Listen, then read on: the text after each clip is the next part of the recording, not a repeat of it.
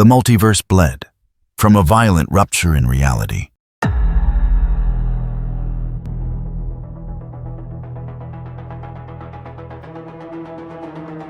Cosmic Garou emerged silently above Earth.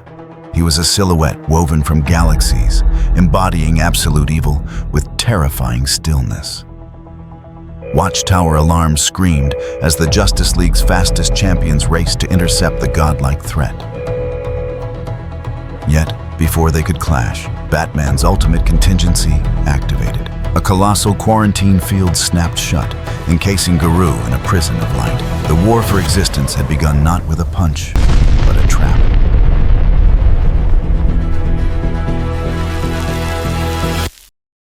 The Watchtower hung in geosynchronous orbit above Earth, a crystalline fortress, watching over the fragile world below. Inside its command center, the telemetry systems registered something impossible. A fracture.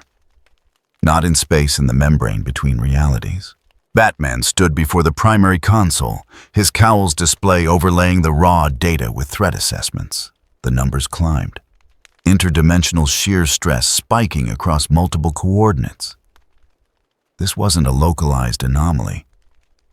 The breach pattern suggested cascade failure across adjacent universes, spreading like cracks in ice.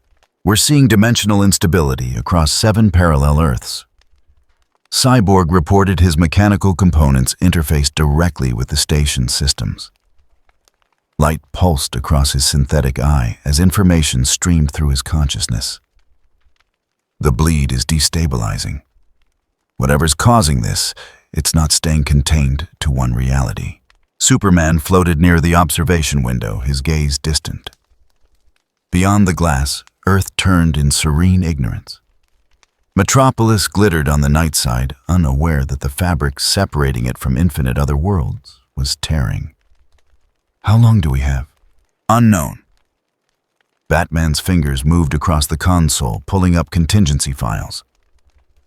The timeline's already compromised. We've been tracking temporal anomalies for weeks. Reality's getting sloppy.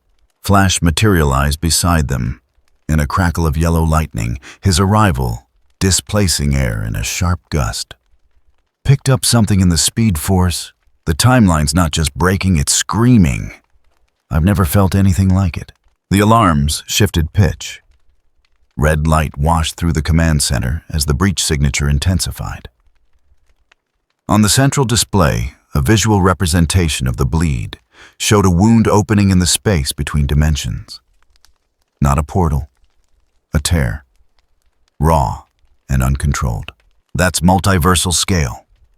Green Lantern said, his ring already glowing as he called up construct schematics.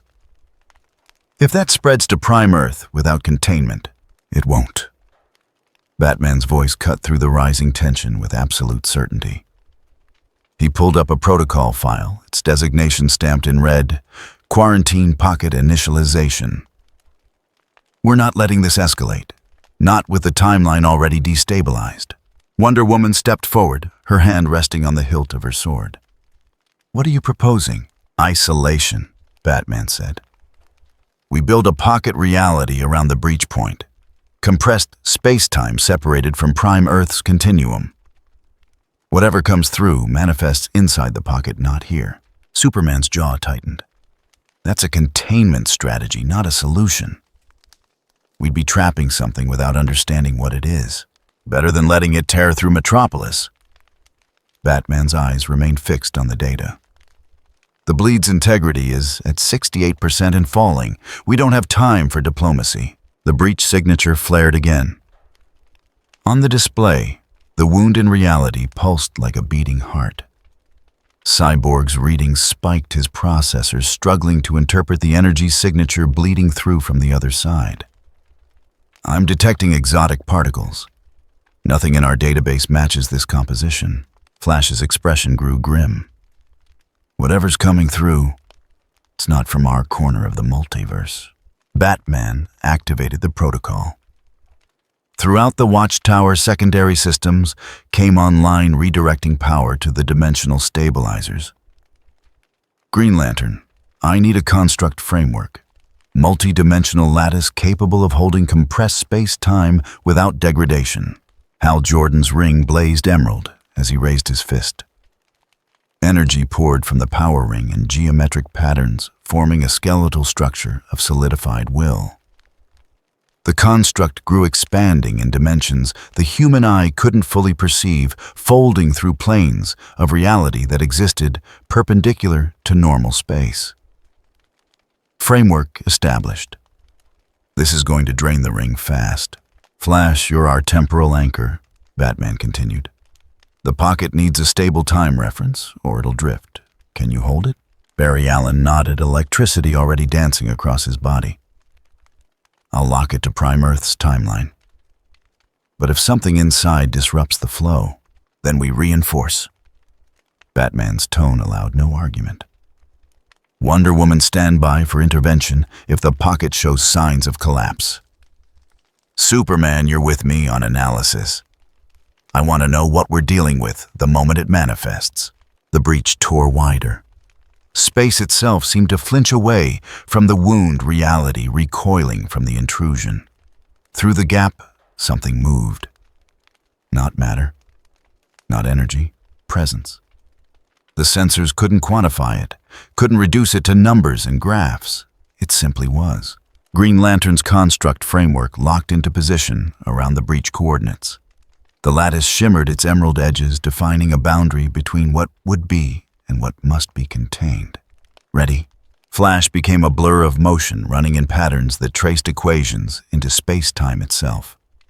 His path created anchors points where the compressed pocket reality could grip Prime Earth's timeline without merging. The Speed Force responded to his will, bending the rules just enough to make the impossible merely improbable. Temporal lock established. Batman's hands moved across the console with surgical precision. Initiating compression sequence. Reality folded. The pocket dimension took shape around the breach point, a bubble of space-time peeled away from the prime continuum. Inside it, physics would still apply mostly. But anything that entered would find itself separated from Prime Earth by layers of dimensional barrier, locked in a prison that existed adjacent to reality rather than within it. The watchtower shuddered. Power levels dropped as the stabilizers drew massive energy reserves to maintain the pocket's integrity. On the monitors, the compressed space appeared as a dark sphere, its surface rippling with the strain of containing folded dimensions. Pocket stable for now, Cyborg reported. Integrity fluctuating between 70 and 80%. Degrading faster than projected. And boss, the energy signature inside is climbing. Whatever's coming through, it's not slowing down. Through the breach, the presence grew stronger. The bleed itself seemed to part before it making way for something that didn't belong in any single universe. The tear widened edges, ragged like torn fabric, and then light erupted. Not the clean glow of stars or the warm radiance of sun. This was cosmic radiation, given form the deathlight of collapsing realities, compressed into a humanoid silhouette. It stepped through the wound in space-time with casual inevitability, as if dimensional barriers were merely suggestions to be ignored. The figure materialized inside the quarantine pocket. The sensors screamed, trying to process readings that violated known physics. The entity's form resolved humanoid muscular skin marked with patterns that resembled distant nebulae. Its eyes held depths that seemed to contain entire star systems. Contact, Batman said, his voice level despite the wrongness radiating from every scanner. Unknown entity has entered the pocket. All teams maintain position. Do not engage until we have more data. Superman stared at the figure on the screen, his superhuman vision picking out details the sensors missed. The way reality bent around the entity. The subtle wrongness in how light behaved near it. Bruce, that's not just an alien. That's something that shouldn't exist in our framework. I know. Batman's fingers moved across the controls, initiating deep analysis protocols. which is exactly why it's staying in the pocket until we understand what we're dealing with. Inside the compressed reality, the entity stood motionless. Its head tilted slightly, as if listening to a frequency beyond human perception. Then slowly it looked up directly at the watchtower's observation points. The quarantine pocket's stability dropped to 68%. All teams, Batman said, his tone hardening. Prepare for potential containment failure. Whatever this thing is, it may be aware we're watching. Stay alert. The bleed wound began to close reality's natural healing process, sealing the tear now that the intrusion had passed through. But the damage was done. Something from outside their framework of existence now stood in a pocket dimension tethered to prime Earth. Something that smiled at gods and barriers as if they were all the same amusing fiction. The alarms shifted to a new frequency. Warning. Containment under stress. Timeline fluctuation detected. In the pocket below, the entity took its first step forward. Reality trembled beneath its foot, uncertain whether to support or flee from something so fundamentally other. The Justice League stood ready. But in the depths of the Watchtower's quantum processors, probability engines calculated outcomes based on every available data point. The results came back marked in red. Insufficient data. Threat level incalculable. Recommended action none available. Batman dismissed the warning. Recommendations were for those who had the luxury of choice. They would contain this. They would understand it. They would protect Prime Earth. They had to, because if they failed, the timeline wouldn't just break. It would shatter. And in the spaces between the fragments, things far worse than one cosmic intruder might slip through. The entity in the pocket continued walking, each step deliberate, each motion a study in controlled power. Its gaze swept the compressed reality surrounding it with the detached curiosity of someone examining an insect caught in amber. Outside in the real world, that thought itself safe behind dimensional walls, people lived and loved and died, unaware that something impossible had just arrived, something that didn't care about their walls at all. The entity stood in the center of the pocket dimension, motionless as a statue carved from the void between stars. Stellar marks rippled across its skin nebulae, and dying galaxies compressed into humanoid form. It tilted its head slightly, the gesture almost curious, and the compressed space around it shivered in response. Then it began to listen, not with ears, with something deeper. The entity's awareness spread outward, touching the boundaries of the pocket, sliding along the dimensional barriers that separated it from Prime Earth. Beyond those walls, the world continued in blissful ignorance. Cities hummed with life. People argued over trivial things. Heroes prepared for threats they could comprehend. And the timeline screamed. The entity heard it all, registered it, filed it away with the detachment of someone studying insects through glass. Inside the watchtower, Batman's cowl display flickered with incoming data streams. Not just telemetry from the pocket external feeds. News networks, social media aggregators, intelligence reports from ARGUS and DEO. The information painted a picture of a world balanced on a knife's edge. Metropolis Plaza 2 hours earlier. Protesters clashed with counter-protesters outside LexCorp headquarters. Signs declaring no more capes competed with others reading, "We need protectors." 3 arrests, 12 injuries. The footage showed fear in every face, regardless of which side they claimed. Gotham City. 48 minutes earlier, Commissioner Gordon's emergency briefing leaked to the press. Metahuman activity within city limits up 47%. Response times degrading. Public trust at historic lows. The word crisis appeared in 17 separate headlines across major outlets. Central City, 16 minutes earlier. The Flash Museum vandalized. Not by villains, by citizens.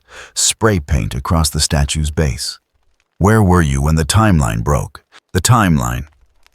Always the timeline. Cyborg's synthetic eye pulsed as he processed the feeds alongside Batman.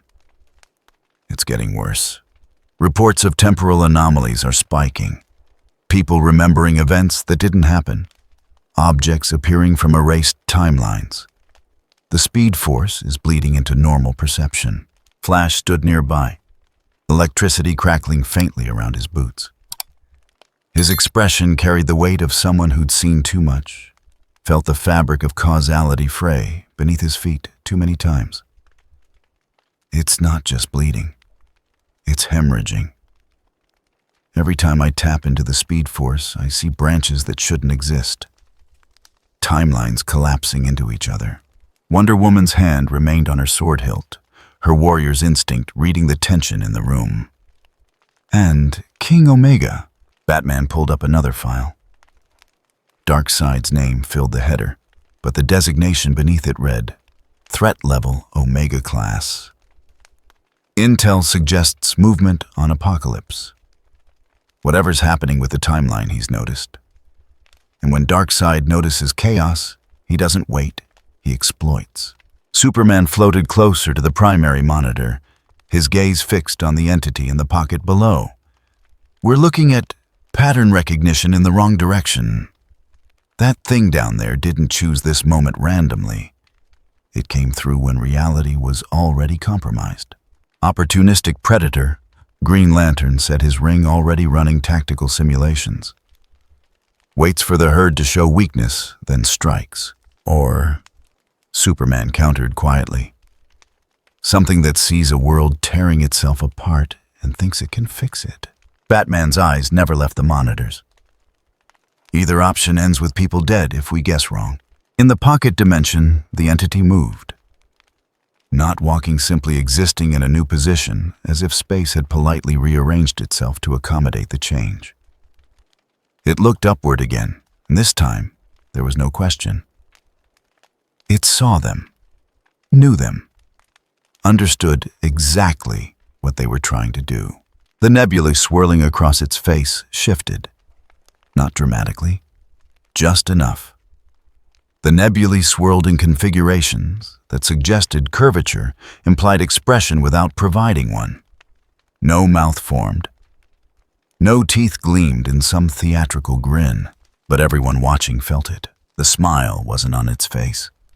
It was in the way reality bent around it. In the slight uptick of radiation levels. In the way the pocket's integrity dropped another 2% for no measurable reason. It knows, Batman said, his earlier suspicion hardening into certainty. And it doesn't consider us a priority, yet. Superman's jaw tightened. Then we show it otherwise. But we do this smart, controlled contact. I'll go in, assess intentions, establish communication if possible. And if it's hostile, Wonder Woman asked, then I come back and we escalate. Superman's tone carried absolute conviction. But we try words first. We're heroes, Diana, not executioners, Batman wanted to argue. Every tactical instinct screamed that sending their most powerful asset into unknown danger was strategically insane. But he also knew Superman, knew that the man in the red cape would go whether given permission or not. Better to coordinate than to cope with the aftermath of a solo decision. 30 seconds, Batman said flatly. You probe, you assess, you return. If integrity drops below 60%, the pocket collapses, and we all deal with whatever comes out. Understood? Superman nodded and dropped through the Watchtower's transport portal. He materialized inside the pocket dimension boots, touching compressed stone that felt subtly wrong beneath his feet. The air tasted like ionized particles and distant starlight. Gravity pulled at inconsistent angles, as if the space couldn't quite decide which direction constituted down. The entity stood 50 meters away, watching him with those impossible eyes. Superman raised one hand, palm open, universal gesture of peace. I'm here to talk. We don't want conflict, but we need to understand what you are and why you've come to our world. The entity didn't respond immediately. It studied Superman with the focus of someone analyzing a fascinating puzzle. Then finally it spoke. The voice emerged not from a mouth, but from the space around it. reality itself vibrating with meaning. You are the symbol. Not a question, a statement. The one they look to when hope fails. The cornerstone of their certainty. Superman held his position, keeping his body language non-threatening, despite every instinct urging him to prepare for violence. I'm someone who believes in protecting people, in finding solutions that don't require destruction. How noble. The entity's tone carried no mockery, only observation. And how insufficient. It moved. Not attacked, just shifted position, appearing 3 meters to the left in the time it took Superman to blink. The movement violated every law of momentum and inertia Superman understood. One moment here, next moment there. No transition, no acceleration, just repositioning. Superman adjusted his stance, tracking the entity's new location. If you think violence will solve whatever problem you've identified, you're wrong. We can help. But not if you approach this as the entity moved again. This time during Superman's sentence. Behind him now. Close enough that Superman could feel the radiation washing off its form. Could see the way his shadow twisted in the conflicting light sources radiating from the cosmic patterns. A test, Superman said, understanding clicking into place. You're measuring me, measuring you, measuring them. The entity gestured vaguely toward the dimensional barriers indicating the watchtower beyond. Measuring whether you understand the gift I bring. Gift. Superman turned slowly, keeping the entity in his line of sight. His superhuman senses cataloged everything: energy, the output, spatial distortions, the way reality seemed to bend around this being like water around stone. You tear through dimensional barriers and call it a gift. You tear yourselves apart with division and call it civilization. The entity's form rippled astral traceries shifting across its skin. You scatter in 1,000 directions and wonder why you fall. Superman's eyes narrowed. So you've decided to unite us by force, by necessity. The entity took a single step forward, and Superman felt the pressure not physical, but fundamental. Like standing too close to something that existed on a scale his senses couldn't fully process. You need an enemy you cannot ignore, a threat that makes your petty conflicts irrelevant, a monster that gives you no choice but to stand together. The cosmic patterns across its face curved again. That same subtle shift. The non-smile that screamed louder than any theatrical grin. Congratulations, the entity said. You need a common enemy. I will be that. Superman's fists clenched. Not in preparation for attack, but in recognition of what he was hearing. You're wrong, Superman said quietly. People don't need to be forced into unity through fear. That's not strength, it's surrender. Is it? The entity's head tilted. I've seen your framework, Superman. It's beautiful. And it's dying. The entity moved again. This time it wasn't repositioning. It was demonstrating. Space folded. The entity's hand swept through the air, and the motion carried weight that shouldn't exist. Superman saw the trajectory, recognized the intent, and moved to intercept. The blow never came. Instead, the entity's hand stopped centimeters from Superman's chest, and force rippled outward in a shock wave that bent light. The compressed pocket dimension rang like a struck bell. Superman slid backward, boots cutting furrows in stone that liquefied and re-solidified under the stress. No pain. No impact.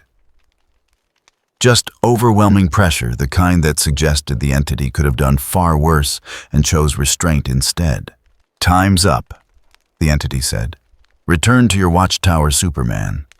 Tell them what I am, what I offer, and prepare them for the choice they'll have to make. Superman's straightened cape settling around his shoulders. Every instinct screamed at him to engage, to test this being's limits. But he also heard the certainty in that voice, recognized the danger in absolute conviction. This isn't over, Superman said. No, The entity agreed. It's barely begun. Superman lifted off, accelerating through the pocket dimension's distorted space until he reached the exit portal. He didn't look back. Didn't need to. He could feel the entity's gaze following him, could sense the predatory patience in the way it simply stood there, waiting. He emerged in the watchtower to find every member of the Justice League staring at the monitors. Analysis, Batman demanded immediately. Superman took a breath, gathering his thoughts. Intelligent? Powerful beyond anything we've dealt with at this scale. And convinced it's here to help us by becoming the threat we unite against. Martyr complex, Wonder Woman said. It wants to be the monster. Batman's eyes narrowed. Worse. It's not here to rule. It's here to force an outcome. Superman nodded, the weight of the encounter settling on his shoulders.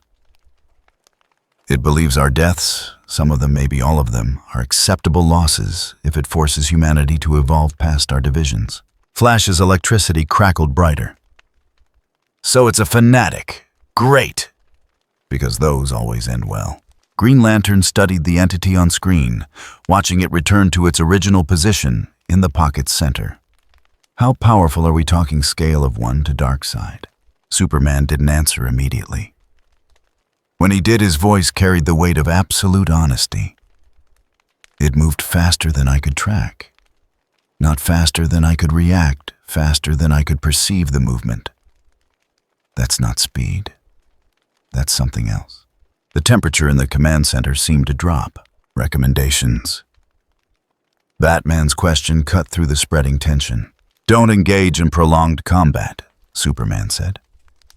Its whole philosophy requires us to fight, to throw everything we have at it and fail, thereby proving we need unification through fear. If we play into that, we validate its entire premise, Batman finished. Understood. We contain, we monitor, we prepare contingencies. But we don't give it the war it's looking for. Cyborg's alerts spiked. Pocket integrity at 65%. Whatever that exchange did, it accelerated the degradation. On the monitors, the entity stood in patient stillness. The cosmic patterns across its skin pulsed with the rhythm of dying stars. It had delivered its message, made its position clear. Now it simply waited with the terrible patience of something that had already decided how this story would end. Batman's hands moved across the console, activating deeper analysis protocols. All teams maintain current positions. No one enters the pocket without authorization. We approach this as a siege, not a battle. Let it sit in that compressed space, and the alarms screamed. Not the steady warning tones from before. This was immediate, urgent, critical. A second breach, not in the bleed this time.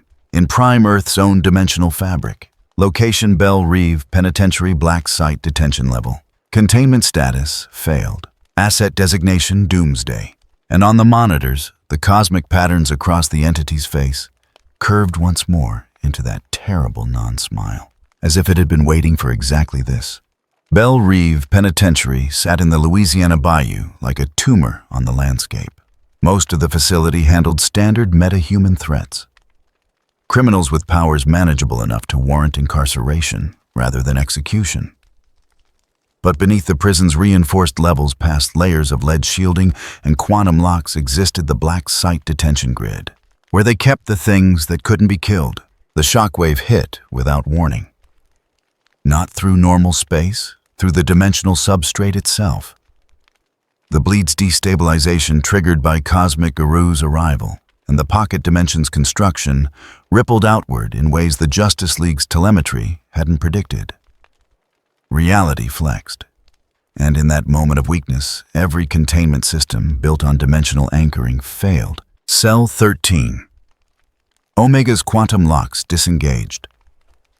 The stasis field designed to hold a being in permanent temporal suspension flickered. Once. Twice. Then shattered. Doomsday's eyes opened. No thought accompanied the awakening. No recognition of time passed or circumstances changed. Only the immediate, overwhelming imperative that defined its existence: survive. Destroy anything that threatened survival. Evolve past anything that caused pain. The cell walls, 3 feet of reinforced titanium wrapped in energy dampeners, lasted 4 seconds. Doomsday's fist punched through the first layer like tissue paper. The dampeners screamed as they tried to contain the kinetic force, failed, and exploded in cascades of sparking circuitry. Alarms erupted throughout Belle Reve. In the command center, prison staff watched their worst nightmare unfold in real time across security feeds. "All personnel, this is not a drill." The warden's voice cracked over the intercom, professional training barely holding back panic. "Asset Doomsday has breached containment. Evacuate levels 1 through 12. Activate Protocol Omega. And someone get me the Justice League." The communication cut off as Doomsday tore through the black site's reinforced bulkheads, ascending toward the surface with the inexorable momentum of a natural disaster. At the watchtower, Cyborg systems lit up with emergency alerts. "We've got a massive power surge at Belle Reve. Multiple containment failures across the black site grid. Primary breaches." His synthetic eye widened in recognition. "Doomsday. It's loose." Batman's jaw tightened, but his voice remained level. "How?" "Dimensional instability." Cyborg reported data streaming across his consciousness, faster than speech. The bleed shockwave from the pocket creation propagated through Earth's substrate, hit every system using dimensional anchoring. Belle Reve's quantum locks were tied to... "Understood." Batman cut through the explanation, already pulling up tactical overlays. "Location. Breaking surface now. And Bruce, it's locked onto something." Cyborg's readouts spiked. "Kryptonian energy signature. It's hunting Superman." In the pocket dimension below, the entity Cosmic Garou stood motionless. Its head tilted slightly, cosmic patterns shifting across its skin as it registered the new disturbance. Something had changed. The framework had introduced a new variable, and it was coming fast. Superman was already moving before Batman gave the order. "I'm going in. If Doomsday's awake, we need to..." "No." Batman's command carried absolute finality. "We redirect. Flash Green Lantern with me. We're not engaging Doomsday in populated areas. We guide it to the pocket." Wonder Woman's hand went to her sword. "That's a containment zone, not a battlefield. You'll be putting that entity and Doomsday in the same space. They're both threats we can't neutralize through conventional force," Batman said. "Better they occupy each other than tear through civilian populations trying to reach Superman." The logic was brutal, coldly tactical, and absolutely correct. Flash materialized beside Batman Electricity, already crackling in anticipation. "How do we redirect something that only knows one thing kills Superman?" Green Lantern's ring blazed. "We make it harder to reach him, one way easier to reach him, another. Build a corridor. Channel the path of least resistance straight into the pocket." Superman's expression hardened with the weight of what they were discussing. Using his presence as bait. Trusting his teammates to guide a mindless killing machine into a compressed reality that already contained one unknown cosmic threat. "Do it fast. Doomsday doesn't slow down, and every second it's loose. People die." Batman finished. "I know, move." The team deployed with the precision of warriors who'd fought together through apocalypses. Flash hit the ground first, his Speed Force trail creating temporal markers, reference points that would make certain paths through space-time more real than others. Where he ran, reality stabilized. Where he didn't, it remained fluid. Green Lantern followed his ring, constructing walls of solidified willpower. Not barriers meant to stop Doomsday. That would be futile. Instead, he built channels. Corridors of force that funneled movement in one direction while making deviation exponentially more difficult. A highway to hell paved in emerald light. Doomsday burst from the Louisiana bayou in a geyser of mud and shattered concrete. Its form, massive, gray-skinned, covered in bone protrusions that served as both armor and weapon, radiated pure destructive intent. The creature's small, hate-filled eyes locked onto the sky, tracking the Kryptonian signature it could sense across hundreds of miles. Superman. Doomsday launched itself forward, each leap covering impossible distances, each impact with the ground leaving craters in its wake. Flash appeared in its path just long enough to be seen, then they vanished in a yellow streak that led perpendicular to Superman's actual location. Doomsday didn't think, didn't analyze. It simply adjusted trajectory toward the moving target, biological imperatives overriding any concept of strategy. Green Lantern's constructs activated. Walls rose on either side of Doomsday's path, not blocking, just narrowing options.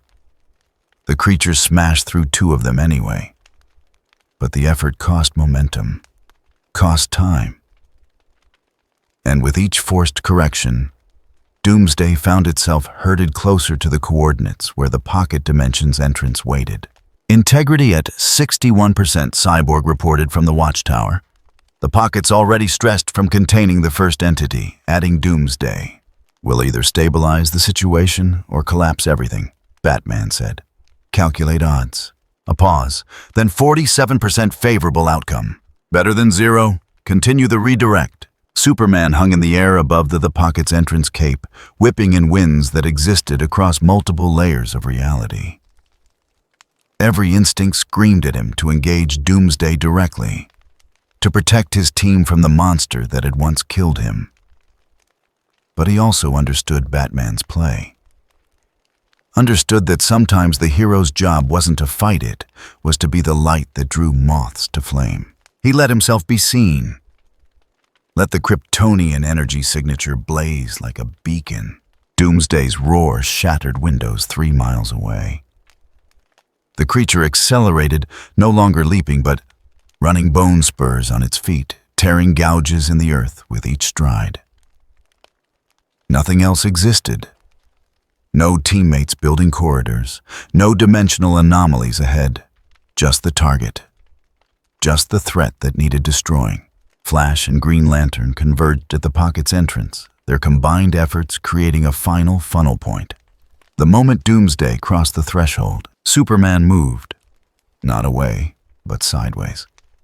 A blur of red and blue that put him outside Doomsday's direct path while remaining visible enough to maintain the creature's focus. Doomsday lunged and fell through the threshold into the pocket reality. Now. Batman's voice cracked through the comms. Green Lantern's constructs shifted from corridor to cage emerald walls, slamming shut behind Doomsday like prison doors. Flash ran the perimeter, his Speed Force trail creating temporal locks that would make exiting the pocket exponentially more difficult than entering. The dimensional barrier sealed. Inside the pocket, Doomsday hit the compressed ground with force that sent shockwaves radiating through the folded space. The creature rose immediately. No disorientation, no pause. Only the continued imperative: find the Kryptonian. Kill the Kryptonian. It took one step forward and stopped, not by choice, by instinct. The same survival imperative that drove it to destroy threats now screamed warning. Something else occupied this space. Something that registered on frequencies Doomsday's rudimentary awareness couldn't classify. Cosmic Garou stood 30 meters away, unchanged in posture or position. No aggressive stance, no battle-ready crouch. Simply present. But the radiation washing off its form, the cosmic energy that bent light and space around its body, triggered every alarm Doomsday's evolutionary biology possessed. This was a threat, not Kryptonian, something other. Something that existed on a scale Doomsday's sensors couldn't fully measure. Garou's eyes, those depths that held dying stars, tracked the creature with clinical precision. No fear, no excitement, just observation. The entity tilted its head slightly, the same gesture it had used when analyzing Superman, and the cosmic patterns across its skin shifted in response to Doomsday's presence. No words, no acknowledgement that either being was capable of speech. Just two forces of nature recognizing each other across the compressed reality of the pocket dimension. Doomsday's primitive brain made the only calculation it was capable of this entity posed a more immediate threat than the distant Kryptonian signature. Survival required eliminating the closer danger first. The creature charged. Garou didn't move. Not yet. It simply stood, radiation levels spiking slightly enough to make the pocket's already strained dimensional barriers flicker. The entity's posture shifted fractionally. Weight redistributed. Gaze focused. Ready. At the watchtower, every monitoring system tracked the developing collision. Two unknowns about to meet with force that would stress the pocket's integrity to its absolute limit. Integrity dropping to 58%, Cyborg reported. They haven't even made contact yet, and the pocket's degrading. Batman's hands moved across the console, activating reinforcement protocols. All teams maintain perimeter. The pocket stays closed regardless of what happens inside. This is now a siege, not a rescue operation. Superman floated outside the dimensional barrier, his enhanced hearing picking up the rumble of Doomsday's charge, even through layers of compressed space-time. His fists clenched. Bruce, if the pocket fails, then we deal with both of them in open reality, Batman said. But until that happens, we give them what they both want. Wonder Woman stepped beside Superman, her warrior's instinct reading the tension in his frame. What do they want? Batman's gaze remained fixed on the monitors, watching two cosmic-level threats accelerate toward collision. Each other. Inside the pocket, Doomsday closed the distance in seconds that felt like hours.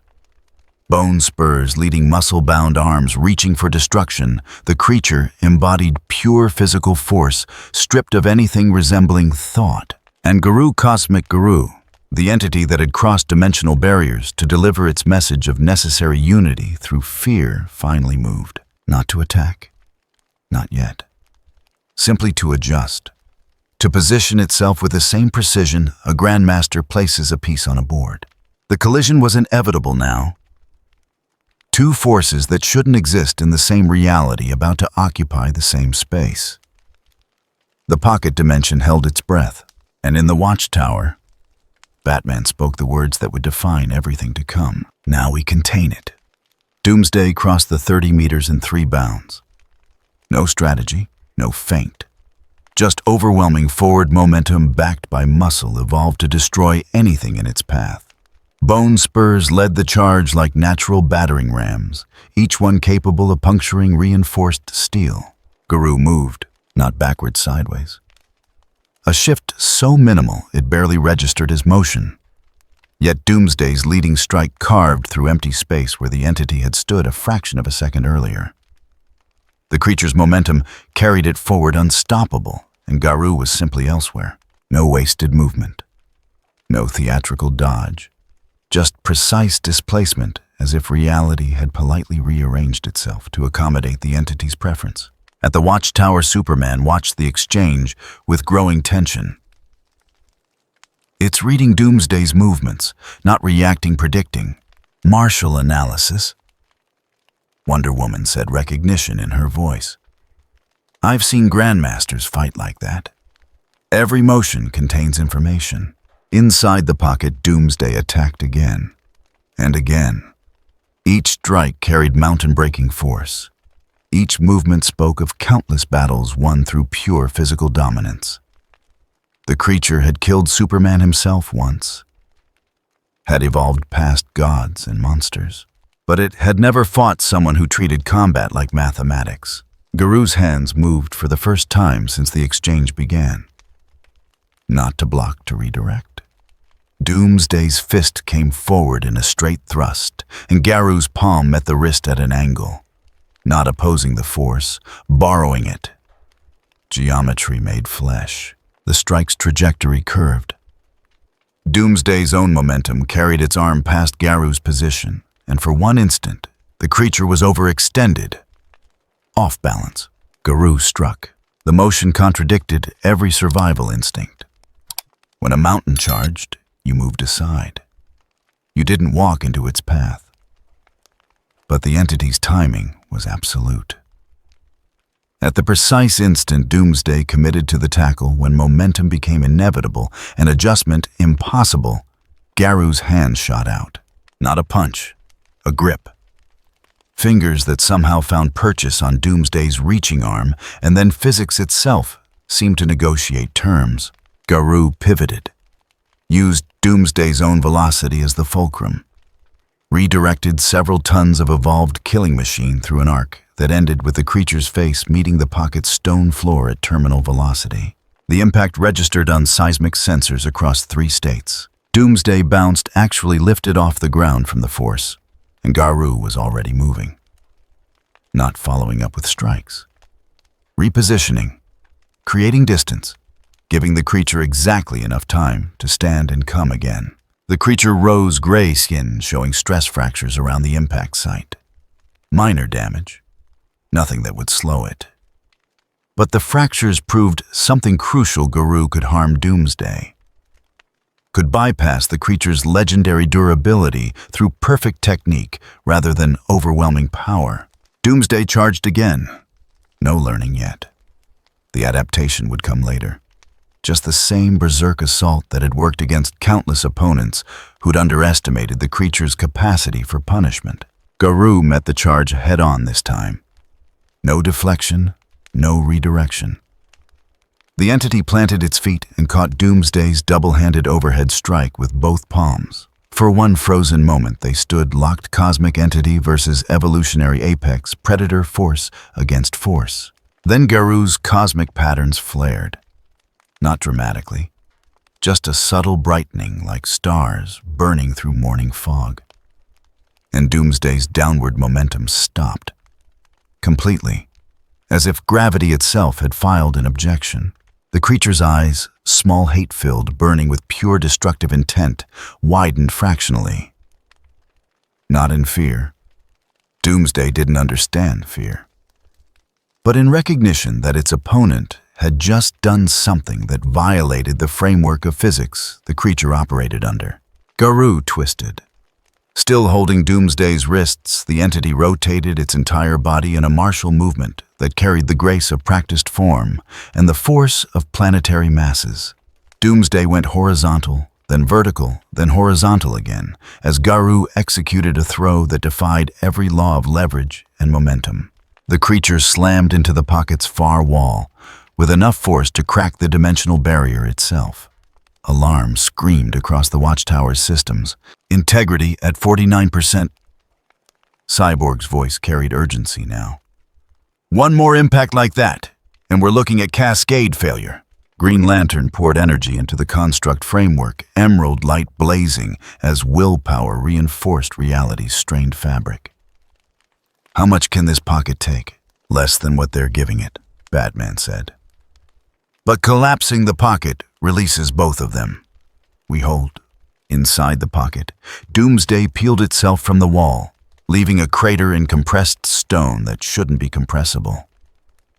The stress fractures across its skin had widened, multiplied. Small wounds that would have killed lesser beings, but only served to activate the creature's primary evolutionary function. It charged again, because that's what Doomsday did. That's all it knew to do. But this time, Garou didn't meet force with technique. The entity's posture shifted into something recognizable. A combat stance, weight distributed for maximum efficiency, one arm leading, while the other chamber back. The cosmic patterns across its form began to swirl with purpose, rather than ambient energy. All-life eradication fist. The martial philosophy that treated combat as applied universal destruction. Doomsday closed the distance. Garou moved forward to meet it.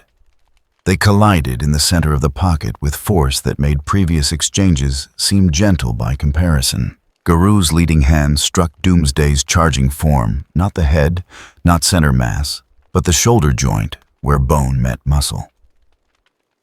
The impact point was surgical, selected with perfect understanding of biomechanical stress.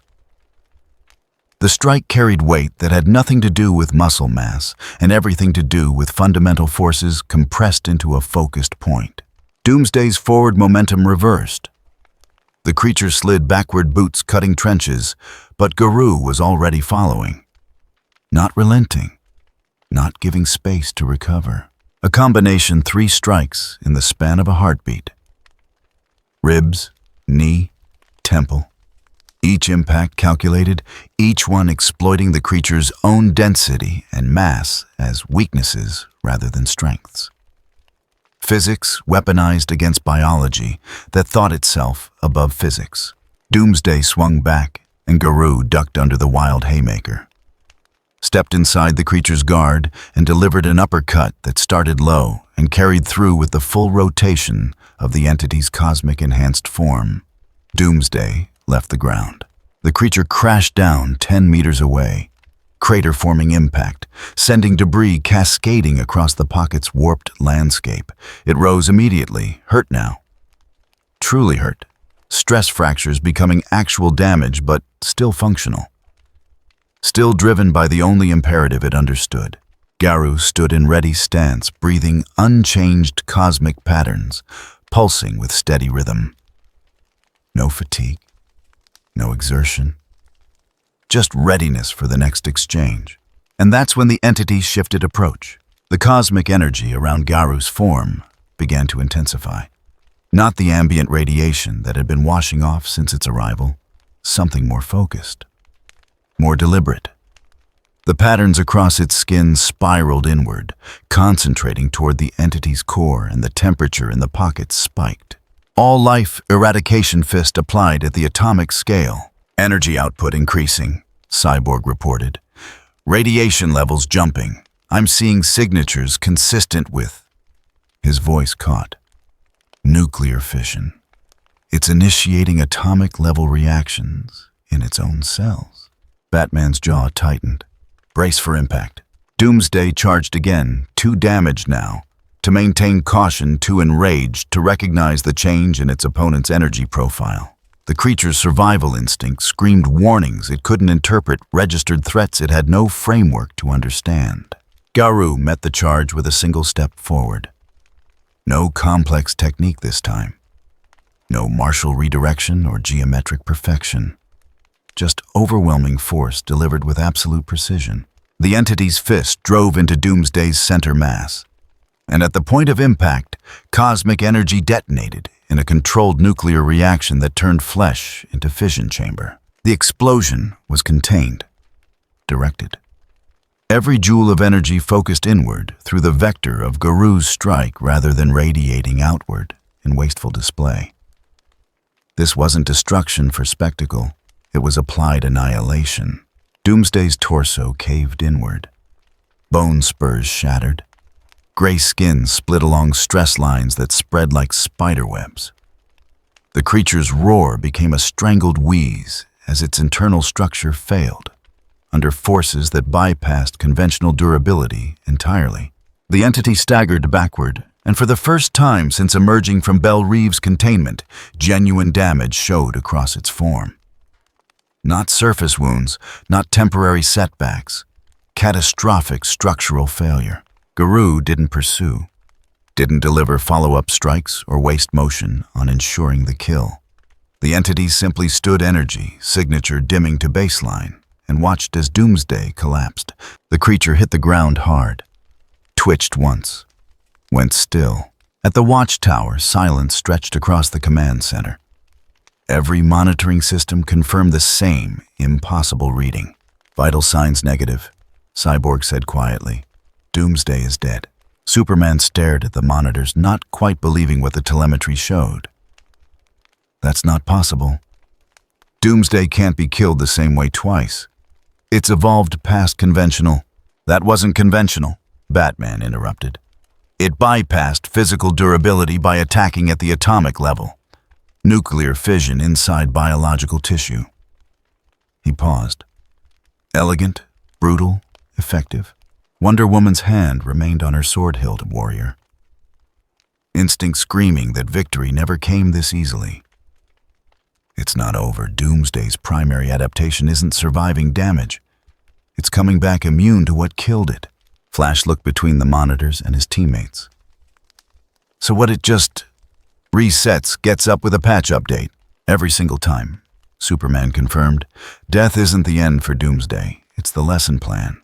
In the pocket dimension, Garou stood over the fallen creature head, tilted in that now familiar gesture of clinical observation. The entity's cosmic patterns pulsed steadily unchanged by the exertion of killing something that shouldn't die. And in the watchtower, Cyborg's alarms began to scream. Biological activity detected.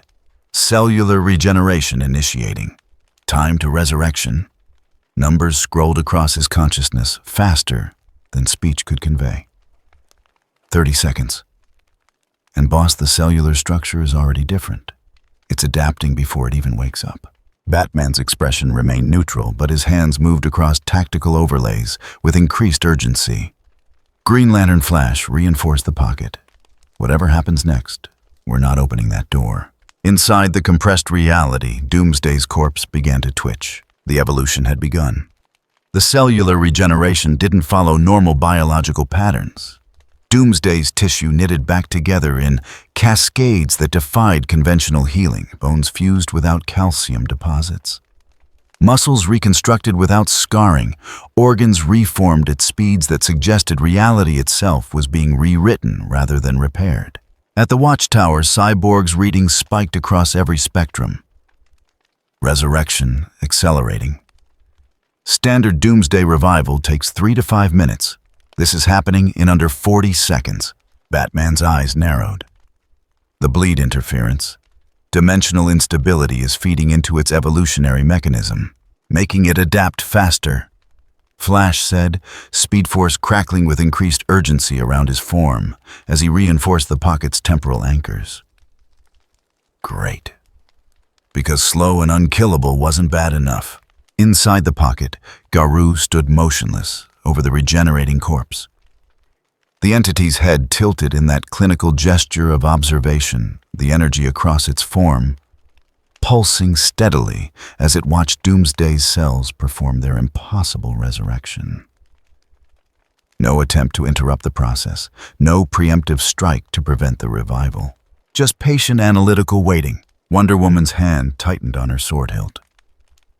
It's letting Doomsday come back. Studying the mechanism, or confirming a hypothesis, Batman said. His tactical mind ran through the implications, none of them favorable. If it understands Doomsday's evolution pattern, it can. Doomsday's eyes snapped open. The creature surged to its feet with violent immediacy. No disorientation, no recovery period. Just instant transition from death to combat readiness. But the body that rose was different. Subtle changes rippled across its gray skin. The stress fractures from Garou's strikes had healed into thickened ridges of bone-like armor. Density increased. Mass redistributed. The creature had died to nuclear fission at the atomic level. Now its cellular structure showed adaptation. Tighter molecular bonds. Enhanced resistance to energy-based attacks that bypassed conventional durability. The nebulae across its skin shifted slightly, the entity's equivalent of raised eyebrows. Recognition without surprise. The creature had done exactly what the entity predicted it would. Doomsday charged, faster than before. The evolutionary reset had optimized muscle efficiency, refined the biomechanics of movement. The creature closed the distance in 2 bounds, instead of 3 bone spurs leading with improved trajectory. Garou moved to deflect and the pattern failed. Doomsday's strike connected. Not cleanly, but enough. The entity's attempted redirection met resistance it hadn't encountered in the first exchange. The creature's evolved musculature generated force through different vectors, created momentum that didn't follow the patterns Garou had cataloged moments ago. The impact drove Garou backward 3 steps. First genuine contact. First time the entity had been forced to give ground at the watchtower. Green Lantern's ring blazed brighter as he poured additional energy into the pocket's construct framework. Integrity at 51%. That hit registered across dimensional layers. It's adapted to the redirection technique. Superman said superhuman vision, tracking the minute changes in how Doomsday moved. Not through learning through biological restructure. Its body literally evolved to counter what killed it. Batman pulled up cellular analysis overlays. The nuclear fission targeted molecular bonds. The resurrection reinforced them. Every death makes it harder to kill the same way. Then we need pattern rotation, Wonder Woman said. Multiple kill methods to prevent. That entity already knows. Batman interrupted, gesturing at the monitors where Garou stood in ready stance, energy beginning to swirl with increased intensity. Watch. Inside the pocket, Doomsday pressed its advantage. The creature had tasted first blood, metaphorically given neither combatant bled in conventional ways and biological imperative, demanded exploitation. A combination attack overhead strike into grapple attempt movements optimized by evolution to counter the geometric precision that had dominated round one. Garou didn't redirect this time. The entity simply moved faster. Not technique, not leverage. Pure velocity that left afterimages in compressed space-time. 1 instant in Doomsday's path, next instant, 3 meters perpendicular, and the creature's evolved strikes carved through empty air. Then Garou attacked. No gradual escalation. No testing sequence. The entity had observed Doomsday's adaptation, calculated the new parameters, and adjusted its approach accordingly. Cosmic patterns flared across its skin as it blurred forward, and this time the strikes carried different intent. Not precision targeting of weak points.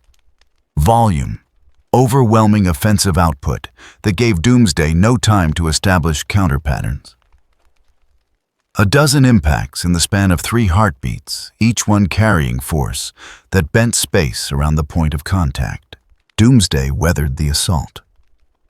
The evolved armor plating absorbed impacts that would have shattered the creature's previous form, and it swung back with brutal efficiency. No wasted motion now. The evolutionary reset had streamlined everything. The exchange escalated, faster, harder. Each combatant adapting in real-time Doomsday through biological evolution, Garou through conscious tactical adjustment. They collided in the pocket's center with force that made the first round seem tentative by comparison. Integrity at 48%. Cyborg reported alarm creeping into his mechanical voice. "Boss, we're hitting critical threshold," reality screamed, not metaphorically. The compressed space-time of the pocket dimension produced a sound as its fundamental structure strained past tolerances. A frequency that existed somewhere between physics and pain. On Prime Earth, sensitive instruments registered the disturbance. Seismographs spiked. Quantum detectors went haywire. And in certain locations where the barrier between dimensions wore thin, people felt wrongness crawl across their skin. Flash's Speed Force connection blazed white-hot as he struggled to maintain temporal locks. The timeline's fracturing at the pocket's edges. "I'm seeing echo events bleeding through." "Hold it," Batman commanded. Green Lantern reinforced the fracture points. Hal Jordan gritted his teeth, ring output pushed to maximum. "On it! But Bruce, at this rate..." "I know." Batman opened a secondary channel. "Watchtower to all available Mystic assets. We need dimensional reinforcement. Dr. Fate Zatanna, anyone with capability to stabilize reality breaches, respond immediately." A pause. Then Zatanna's voice crackled through. "We're already en route. Detected the disturbance 5 minutes ago." "What are we looking at?" "Pocket dimension containing 2 cosmic-level threats," Batman said. "Integrity failing. We need you standing by to seal any breaches if the primary containment collapses." "Understood. ETA 3 minutes." Wonder Woman moved toward the transport portal. "I'm going in. If the pocket fails, we need someone on site to..." "No." Superman's hand caught her shoulder. "If it fails, everyone inside gets dumped into open reality. We need our heavy hitters out here to respond, not trapped in a collapsing dimension." Diana's eyes met as warrior to warrior. She didn't like it. But she understood the tactical logic. Inside the pocket, the fight had evolved past anything resembling the first round's technical demonstration. Doomsday's adaptation had forced Garou to abandon martial precision in favor of raw cosmic force, and the entity's energy output climbed steadily. Radiation levels spiked. The ambient temperature rose 15 degrees in 10 seconds, and stellar configurations began to pulse with rhythm that suggested buildup toward something significant. Garou caught Doomsday's incoming strike not with redirection, but with direct opposition. The entity's hand closed around the creature's wrist, and cosmic energy detonated at the contact point. Controlled nuclear reaction, same principle as the kill that ended round 1, but applied differently. Not a finishing blow, a deterrent, not to end it, only to test the limit. The creature staggered, but didn't fall. The evolved cellular structure absorbed the fission blast, with only minor surface damage. Proof that the adaptation was working. That Doomsday was becoming resistant to the very technique that had killed it. At the watchtower, Batman's expression remained neutral, but his tactical assessment was grim. At this rate, the window is closing. Then what's the solution? Flash asked.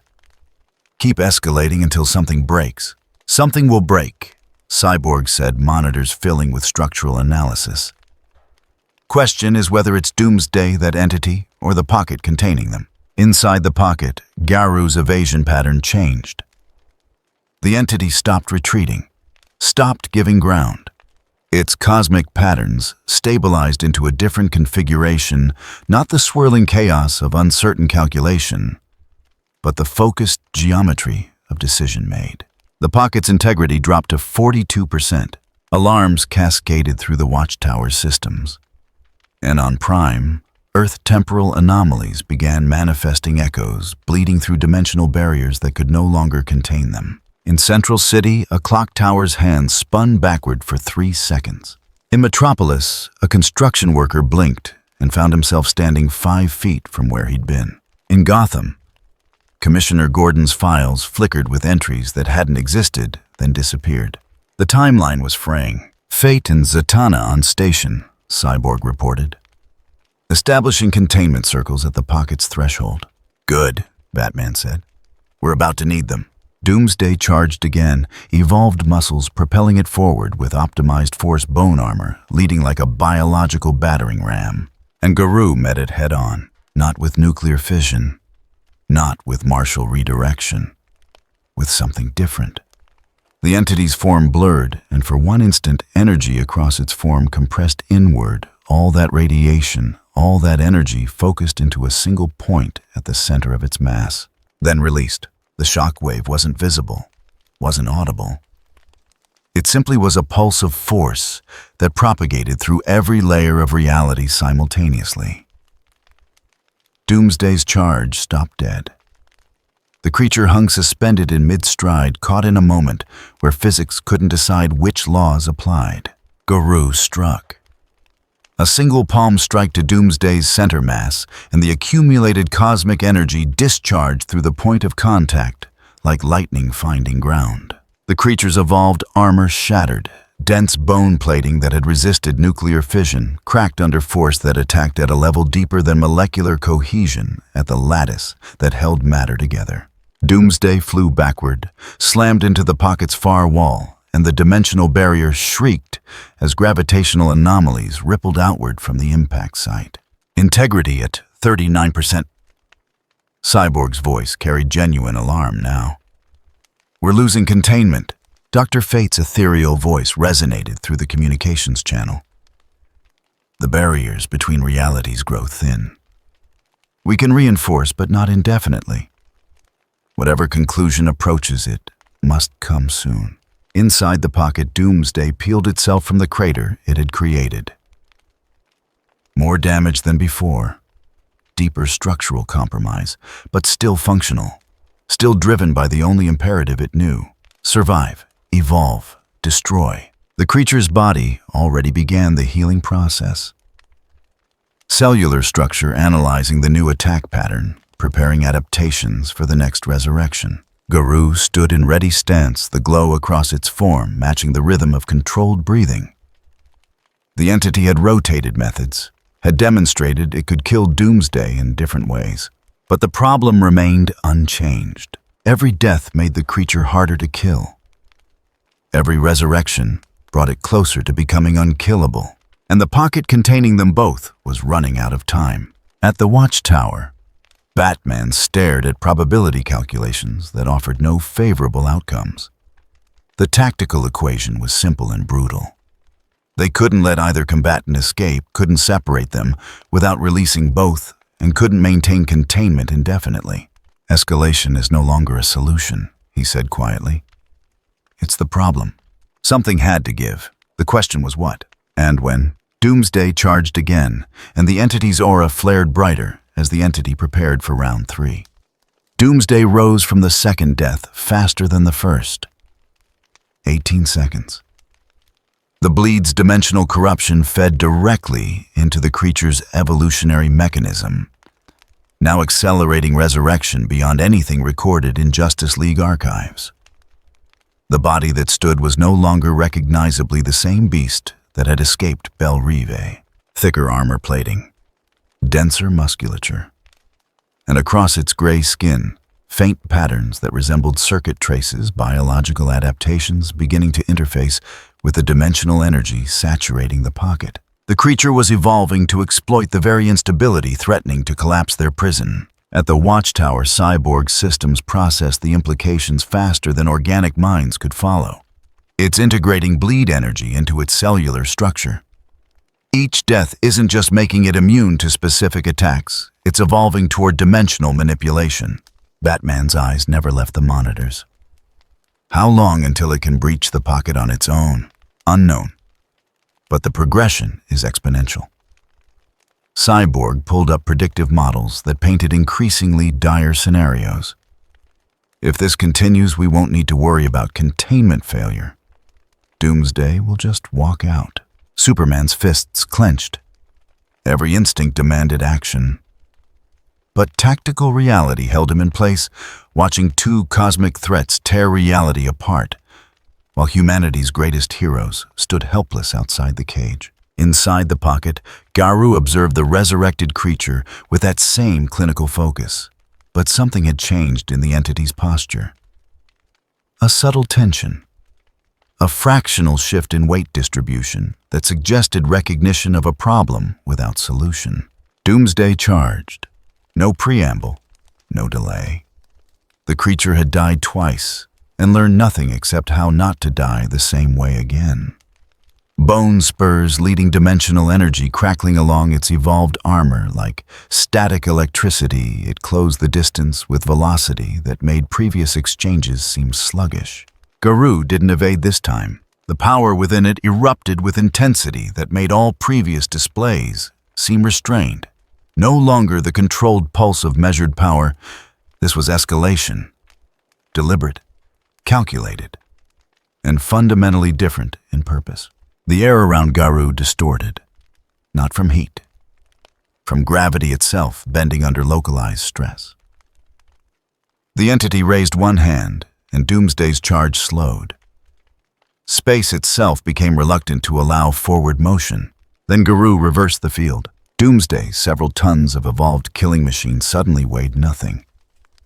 The creature hung suspended bone spurs, grasping at empty air. Then gravity multiplied vectors, pulling in impossible directions, and the creature's roar became a strangled wheeze as its own mass tried to tear it apart. Integrity at 37%. Cyborg reported, voice tight. The gravitational manipulation is warping the pocket's dimensional framework. Green Lantern gritted his teeth. Ring output pushed past safe operational limits. Emerald constructs strained to contain forces that treated geometry as mere suggestion. How much more can this thing take? Less than what they're giving it, Batman said. The tactical assessment was simple, brutal, and offered no alternatives. Flash ran faster. Speed Force blazing white-hot as he fought to maintain temporal locks that wanted desperately to snap. Bruce, I'm seeing timeline branches that shouldn't exist. echoes multiplying. If the pocket collapses, "It won't collapse," Batman cut in, "because we won't let it." The conviction in his voice carried more weight than the probability calculations suggested it should. Garou released the gravitational hold. Doomsday crashed to the compressed stone, and the entity followed up immediately. No pause, no mercy. The markings pulsed with rhythm that suggested build-up towards something significant. The creature rose and charged again. This time, Garou met it with pure force. The entities collided, and the shockwave propagated outward in layers: physical impact, gravitational distortion, dimensional stress, each one carrying enough energy to level city blocks. The pocket's barriers screamed, and the echoes began. On Prime Earth, in a small town in Kansas, a farmer looked up to see stars in the wrong positions. The constellations had shifted. Not dramatically, just enough to register as wrong in ways that made the hindbrain scream warnings about reality breaking. The stars flickered, returned to their correct positions, flickered again. In Tokyo, a physicist monitoring quantum experiments watched her instruments detect particles that existed in states that violated conservation laws. Appearing, disappearing, existing in multiple locations simultaneously before collapsing into impossible configurations. In the Arctic Circle, where few humans live to observe the aurora borealis, twisted into shapes that hurt to perceive. Geometric patterns that suggested conscious design behind natural phenomena. Colors that existed outside visible spectrum somehow manifesting anyway. The pocket's contents were bleeding through. Not the combatants themselves, just the aftershocks of their collision, reality echoing across dimensional barriers that could no longer fully contain the stress. We're getting reports from monitoring stations worldwide. Cyborg said data streams flooding his consciousness. Gravitational anomalies, temporal distortions, quantum fluctuations, all centered on the pocket's location, but propagating outward. Wonder Woman's jaw set with warrior's determination. "Then we end this. I'm going in." "No." Superman's hand caught her shoulder again. "If you breach the pocket now, the containment fails completely.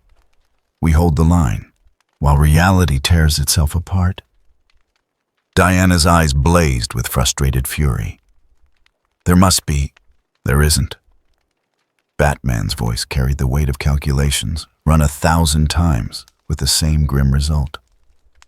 "We hold, or we lose everything." At the pocket's dimensional threshold, Dr. Fate raised both hands. Golden energy poured from the helmet of Nabu, ancient magic reinforcing barriers that science alone couldn't maintain. The strain increases beyond mortal tolerance. Even the Lords of Order find this difficult. Zatanna stood beside him, words of power spoken backward to weave reality back into stable configurations. Pocket holding at 34%. We can reinforce, but not forever. Whatever they're building toward down there, it needs to conclude soon. Inside the pocket, Garou and Doomsday separated each combatant, assessing damage, calculating next approach. Its form blazed with chaotic intensity, no longer steady pulses, but chaotic flows that suggested transition towards something new. Doomsday's evolved form showed cracks. Deep structural damage that even accelerated healing struggled to address. But the creature remained upright, remained functional, remained driven by imperative that death only sharpened. The cycle was clear now, undeniable. Every exchange, Garou killed Doomsday in new ways. Every resurrection, the creature adapted. The entity could rotate methods indefinitely. Nuclear fission, gravitational stress, molecular disruption. But each kill just added another immunity to Doomsday's growing list. And the pocket was running out of time. Garou's head tilted in that familiar gesture of analysis. But this time, something else accompanied it. A fractional pause. A moment of stillness that suggested recognition of a fundamental problem. The entity had come to deliver fear through necessary violence. to force unity by becoming the monster that gave humanity no choice but to stand together. But this creature, this mindless evolutionary engine, didn't fear, couldn't unite, existed only to survive and destroy. Fighting doomsday to the death accomplished nothing. Each kill made the creature stronger. Each resurrection brought it closer to true unkillability. And continuing this cycle transformed the entity from purposeful threat into mindless combatant. Made Garou the same as Doomsday, just stronger brute against stronger brute, escalating until something broke. At the watchtower, Batman watched the entity's posture change on the monitors. Saw the subtle shift from aggressive readiness to something that resembled calculation. It's realized the problem. What problem? Flash asked, still running temporal anchors at maximum sustainable speed. That it can't win this way, Superman said quietly, understanding dawning across his features. Every escalation validates Doomsday's existence, proves that mindless evolution through death is viable strategy. If it continues, it becomes what it's fighting. Wonder Woman's eyes widened. The red line, it's seeing where the path leads. In the pocket, Doomsday charged again. Because that's what the creature did. Because biological imperative knew no other response. Bone spurs forward, dimensional energy crackling evolved musculature, propelling it toward another exchange that would end in death-resurrection adaptation. Infinite loop with no exit. Garou's cosmic patterns stabilized. Not the chaotic swirl of escalation, not the steady pulse of controlled application. Something different. Focused, deliberate. The geometry of decision crystallizing into action. The entity didn't meet Doomsday's charge this time, didn't evade or redirect or counter with technique. It simply stood, and the cosmic energy around its form began to compress. Inward. Denser, hotter.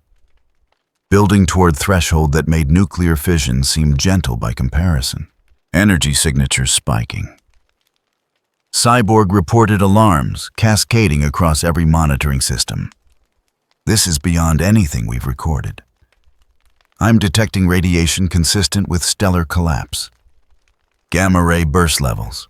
Batman's hands froze over the console. No, not in the pocket. If it deploys that level of energy in compressed space, the pocket won't contain it, Superman finished. The dimensional barriers will shatter. Green Lantern's ring blazed nova bright as he poured everything into the construct framework. Then we reinforce Flash. I need maximum temporal lock. Already there? Barry's voice carried strain of someone pushing past human limits. But boss, if that thing goes off, it may be trying to change the battlefield, Batman said. His tactical mind raced through scenarios, each one worse than the last. Wonder Woman drew her sword. Then we meet whatever comes through.